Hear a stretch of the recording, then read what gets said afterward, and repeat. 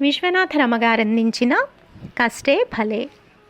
ఈ సృష్టిలో గ్రీష్మ ఋతువు, వర్ష ఋతువు ఎలాగైతే ఒకదాని తర్వాత మరొకటి మారుతూ ఉంటాయో, అలాగే జీవితంలోనూ కష్టాల వెంబడి సుఖాలు వస్తూ ఉంటాయి. కానీ కష్టాలు ఆవహించినప్పుడు మాత్రం కొందరు బెదిరిపోతారు. ఈ ప్రకృతిలో ఎండ తగలకుండా పెరిగిన చెట్టు లేదు, కష్టం లేకుండా ఎదిగిన మనిషి లేడు. నిజానికి కష్టాలు ఎలా బతకాలో మనిషికి నేర్పిస్తున్నాయి, ఎన్నో గుణపాఠాలు అందిస్తాయి. ఎవరిని నమ్మాలో ఎవరిని నమ్మకూడదో అర్థమయ్యేలా చేస్తాయి. అందుకే కష్టాలు వచ్చినప్పుడు వాటి నుంచి బయటపడే మార్గాలు అన్వేషించాలి, వాటి నుంచి పారిపోవడానికి ప్రయత్నించకూడదు. ఈ జీవన ప్రయాణంలో ఎగుడు దిగుళ్ళుంటాయి, గెలుపు ఓటములు తప్పవు. ఓడినా గెలిచినా కష్టపడటం మాత్రం ఆపకూడదు. మన కష్టం వెంటనే ఫలించి గెలుపుని ఇవ్వకపోవచ్చు, కానీ ఏదో ఒక రోజున మనం కోరుకున్న గెలుపుని మనకు అందిస్తుంది. నిజానికి ఏ రంగంలోనైనా ఎవరికైనా కష్టాలుండి తీరతాయి. రైతుకు ఎలాంటి ఈతి బాధలు లేకుండా పంట చేతికి రాదు. వ్యాపారులకు ఎల్లప్పుడూ లాభాలే ఉండవు. ఆధ్యాత్మిక సాధకుడికి తపోదీక్ష ప్రారంభించగానే దైవ దర్శనం కాదు. సంకల్ప బలం, కృషిని నమ్ముకున్నవారు మాత్రం ఏటికి ఎదురీదినట్లుగా ధైర్యంతో కష్టాలను ఎదుర్కొని అద్భుతమైన విజయాలను అందుకుంటారు. ప్రకృతి అంటే అందమైన పర్వతాలు, శిఖరాలు మాత్రమే కాదు, లోయలు కూడా.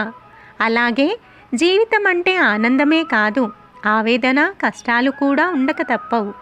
అందుకే మనకు కష్టాలు ఎదురయ్యాయని ఎవరినీ నిందించకూడదు. కలకాలం ఉండని కష్టాల గురించి కలత చెందకుండా స్థిత ప్రజ్ఞతతో, ఆత్మవిశ్వాసంతో ముందుకు సాగాలి. మనోనిబ్బరాన్ని అలవర్చుకోవాలి. కొందరు కష్టాలు కలిగినప్పుడు దైవంపై విశ్వాసాన్ని కోల్పోతారు. కానీ ఎందరెందరో దైవభక్తులు మాత్రం ఎన్ని కష్టాలు, దుఃఖాలు అనుభవించినా తాము నమ్ముకున్న దైవాన్ని వీడలేదు. అలాంటి వారిలో తుకారాం, పోతన, సతీ సక్కుబాయి మొదలైన వారున్నారు. బాలభక్తుడైన ప్రహ్లాదుడిలా కష్టాల్లో కూడా స్థిరచిత్తులైన వారే ఆ దైవానికి ప్రీతి పాత్రులవుతారు. ఉత్తమ భక్తులుగా ఆ చంద్రతారార్కం నిలుస్తారు. స్వామి వివేకానంద మహనీయులందరూ కష్టాల నుంచే జీవిత పాఠాలు నేర్చుకున్నారు. కష్టాలే వారిలో నిద్రణావస్థలో ఉన్న శక్తుల్ని, ప్రతిభల్ని అభివ్యక్తం చేశాయి.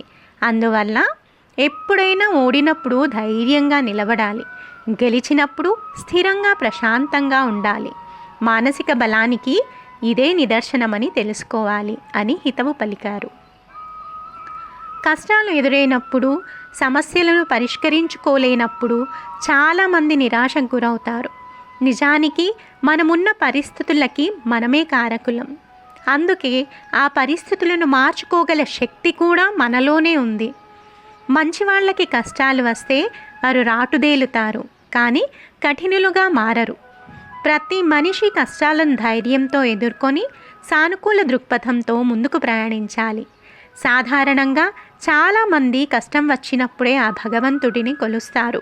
కానీ ఆయనను నిత్యం స్మరిస్తే కొండంత కష్టాన్ని ఘోరంత చేసి దాన్ని సులువుగా దాటే శక్తి మనకిస్తాడు. కష్టాలు కుంభవృష్టిలా మనల్ని ముంచేస్తే మనల్ని గొడుగు పట్టి కాపాడుతాడు. అలాంటప్పుడు భగవంతుడు మనలోనే అంతర్యామిగా ఉన్నాడనే సత్యం అర్థమవుతుంది.